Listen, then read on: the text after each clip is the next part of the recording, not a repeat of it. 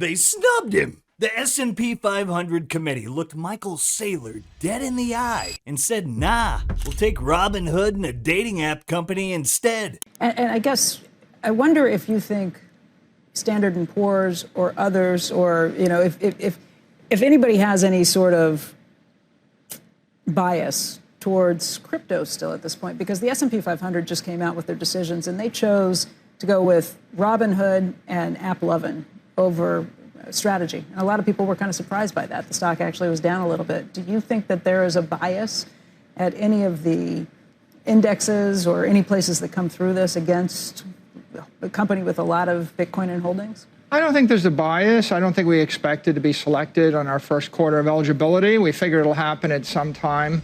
There's a digital transformation in the markets. This is a brand new novel concept. Every quarter, we make new believers. We get more support from banks, from politicians, from credit rating agencies, et cetera. I think that will continue for the foreseeable future. Meanwhile, this man just bought another 1,955 Bitcoin for $217 million and is now sitting on over 3% of the entire supply. Wall Street doesn't get it yet, but they will. And when they do, it'll be too late. That's right, strap in because it's time to suit.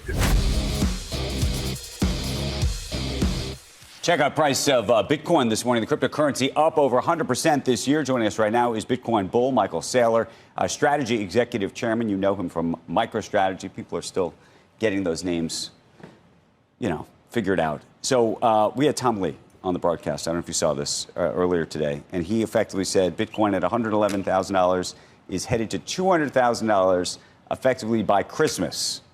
What do you think of that?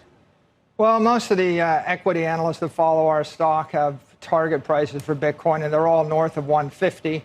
Bitcoin represents a digital transformation of the capital markets. And so the more people know about it, the more they get educated on it, the more companies embrace it, the higher it goes. You can't make any more of it. All right, folks, here's what just went down. Strategy, Michael Saylor's Bitcoin Frankenstein. Snubbed from the S&P 500, but hey, easy, relax. They already expected that this might happen. Saylor said it himself. So what does he do? Does he cry? No! He drops a cool 217 million, stacks 1,955 more Bitcoin, and tweets, needs more orange. The man is turning rejection into domination. I like his style. And now, Bloomberg has him in the top 500 billionaires, net worth $7.3 billion, all built on conviction, built on Bitcoin. And as you can see by Mr. Archive's chart there, that's more than 3% of the entire Bitcoin supply. Think about that. And it's not just Saylor who's calling for Valhalla by Christmas. Fundstrat's Tom Lee is out here saying, well, Bitcoin can easily hit 200K by the year's end. Why? The Fed's about to cut rates, and every time the Fed cuts rates, equities rip, and Bitcoin rages against the machine. Bitcoin and cryptocurrencies like Ethereum are super sensitive to monetary policy. So I think that September 17th is an important catalyst. Crypto typically does really well in the fourth quarter. So I think Bitcoin can easily get to 200,000 before year end. I know it's a big move. It's almost a double. But that's also going to be almost a double from here. Let's just hold on. Let's just take a quick pause. A double from here. So everybody's listening to this. We're at $111,000, and you think we, by Christmas time, effectively, we could be at 200,000? That's right. One of the reasons Bitcoin stalled this year is the Fed's been on pause for 9 months. That pause all year, if you look at an easing cycle, that's only happened 2 other times, in 1998 and 2024, where the Fed began to resume cuts in the fourth quarter in September. Equities do really well. As you know, crypto is beta to equity. So I think it's going to be a very strong fourth quarter.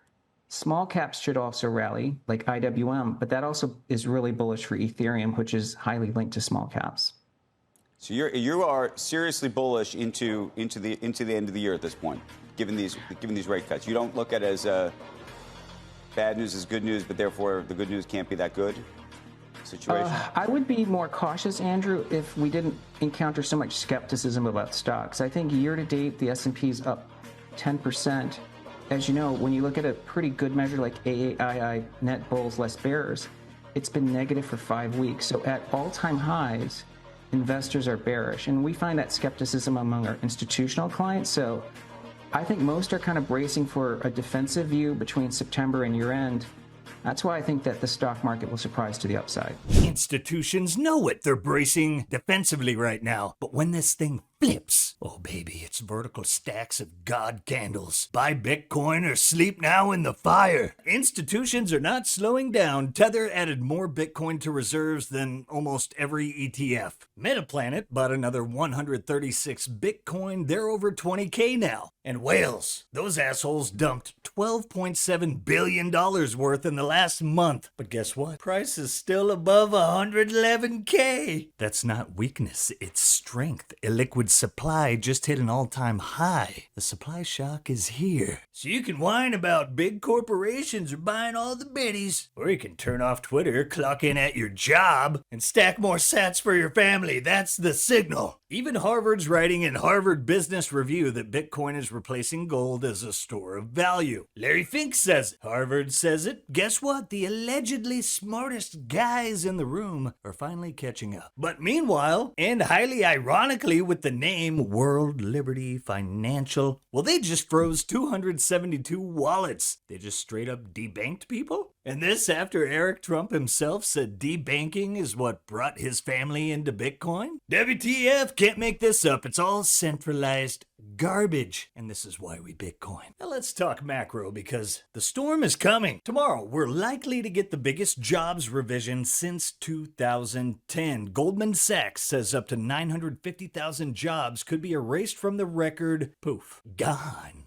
And the Fed, they're trapped. If Powell cuts into this, which is likely to happen, guess what happens every single time? Recession. The Titanic is sinking, my friends. You can either go down with it, or you grab the Bitcoin life raft. Now, we got more to get to on the currency war front and why it will lead to $1 million Bitcoin and parity with gold. But before we bring it home today, look at our likes. 3 or 4 times, maybe. I gotta pump those numbers up. Those are rookie numbers in this racket. Don't forget to like, subscribe, and give us a pamp while we recognize our sponsors powering this show over at the Bitcoin Way. If you're sick of KYC, the team they've built over at Bitcoin Core, Spam Wars, Clown World, JPEGs, ordinals, inscriptions, whatever the hell they are, well, this is where you go to learn multi-sig privacy and real Bitcoin self-custody. Stop crying and start stacking. Run your node. When you're ready to learn sovereignty the right way, you go to the Bitcoin Way. So get started today and book a free 30-minute consultation using that link in the show notes. And once you've got your self-custody dialed in, if you ever need to tap into your Bitcoin's value without selling it, well, boom, you're holding pristine collateral. And Ledn has funded over $10 billion in Bitcoin-backed loans since 2018. No monthly payments, no penalties, just flexibility. You control your loan, you control your Bitcoin. Collateral is never lent out to generate interest, and every 6 months, proof of reserves. It's simple. If you need cash but don't want to sell your precious corn, check out Ledn. Bitcoin-backed loans done right. Go to learn.ledn.io/simply. And Simply Bitcoin clients will get 25 basis points off their first loans. Now let's bring it home. Wow,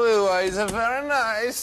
That's right, Kazakhstan just ordered a strategic Bitcoin reserve. That's right, the #1 exporter of potassium is plugging in. Meanwhile, Russia's calling out America for trying to inflate away its $35 trillion debt. Америка прямо сейчас пытается поменять правила на рынке золота и криптовалют. Вспомните, какой у них долг. 35 триллионов долларов. В общем-то, это 2 альтернативных валютному сегменту мировых рынка. Действия Вашингтона в этом направлении отчетливо демонстрируют одну из главных американских задач. Они очень хотят решить проблему снижения доверия к доллару. США, как это было и в 30-е, и в 70-е годы, будут решать свои финансовые проблемы за счет всего мира, загоняя всех куда? В криптовалютное облако. Со временем, когда часть госдолга США будет размещена в стейблкоинах, США обесценит этот долг. Еще раз простыми словами. У них сейчас валютный 35-триллионный долг. Они его загоняют в крипту, в облако, обесценивают и начинают с нуля. Это для тех, кто очень любит заниматься криптой. They might be right, but it's too late. The rug pull is already in motion. Sell the gold, buy the Bitcoin. Who knows, maybe we'll pay off our $35 trillion, hand them a little crypto check, right? We'll hand them a little Bitcoin and wipe out our $35 trillion. But how do you want it to be more prominent in America? How will that work? Oh, it's going to work easily. It's already prominent. It's moving along. It's very loosely regulated. That's one of the reasons it's moving along. But it is a different form of a currency, and it's going to end up benefiting the country. But if we shut it down, like, Biden's trying to shut it down, Biden doesn't have the intellect to shut it down. Can you imagine this guy's telling you to shut something down like that? He has no idea what the hell it is. But if we don't embrace it, it's going to be embraced by other people. It's a massive thing already. Did you read where it's bigger than any company in the world already? I mean, if you look at the market, it's bigger than many countries. It's a very big thing. If we're not going to be the leader, we have the people that are the leaders. I know some of them. They're very smart. And if we don't embrace it, other countries are going to embrace it. Other countries will anyway. But we can be the leader, and we might as well be the leader. Trump already telegraphed the move, and Ricky Salinas, he says Bitcoin will hit gold parity shortly. Bitcoin is a new global reserve asset. It will surpass gold. So take that as take-home values from this talk. One thing, Bitcoin will be more valuable than gold shortly. Now, today, at $105,000 per Bitcoin, the 2 billion, the 20 million Bitcoins that are out there, well, they're worth, 2-point-something trillion. Mm-hmm. Gold is worth like 16 trillion. So Bitcoin should go up at least 8 times to equate the storehouse or the value storage capacity of gold. And I have no doubts that it will happen very shortly. I mean, I wouldn't say when, but if you look at any trend, gold, in terms of Bitcoin, the trend is going down, and it's so easy to see, Shortly. How does a little over 3 years from now sound? That lines up perfectly with Michael Saylor, when he may have slipped and stated that Bitcoin becomes the largest asset in the world in 48 months. What's driving the growth of Bitcoin? It is the most powerful force in the world right now. It's growing nearly 60%. It's become the 8th largest asset in the world. It's about to become the largest asset in the world in the next 48 months. That's the setup. Gold surges, Bitcoin nukes higher. Every gold rally ends the same way, with Bitcoin going parabolic. Because we traded all this gold for all the European commodities and manufactured goods. The Europeans suffered a recession. America was built on the gold that the 49ers brought. And so this is the modern digital gold rush. We should just go grab the digital gold. Eventually, the rest of the world will trade all of their stuff for it. But when they buy it, they'll be buying it at 10 million a coin or 20 million a coin or 50 million a coin. And we will basically take our debt and we'll negate it, and then we'll flip to being a creditor nation. And what does it take to be rich? Well, ask Bill Gates or Steve Ballmer or Mark Zuckerberg, or Larry Page or Sergey Brin. What does it take to be rich? It just takes a little bit of vision, a little bit of conviction, and use technology, right? And so in this case, I think our country should be rich. It is rich. We're rich because we bought California for a few $million before people knew before they knew Hollywood or Silicon Valley would be a thing, right?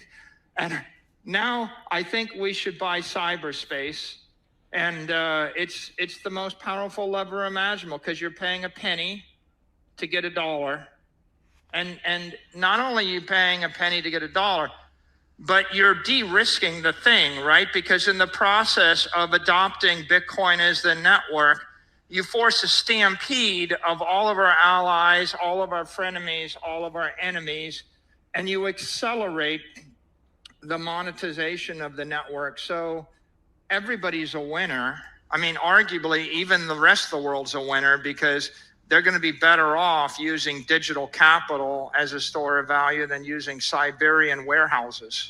We're living through the biggest digital gold rush in history. Don't miss it. If you want to see the future of Bitcoin mining up close, don't miss Mining Disrupt 2025 in Dallas. November 11th through the 13th, the biggest names in the industry, cutting-edge rigs, and the signal you won't get anywhere else. Grab your tickets today and use promo code SimplyBitcoin for 20% off, and we'll see you at the news desk. Let us know what you guys think. I hope you enjoyed this one. Smash like, give us a pamp, and share it with your family. And remember, Bitcoin doesn't submit to Wall Street. Wall Street submits to Bitcoin. I love you guys. Catch you next time. Peace. If you prefer to go down with the ship, you.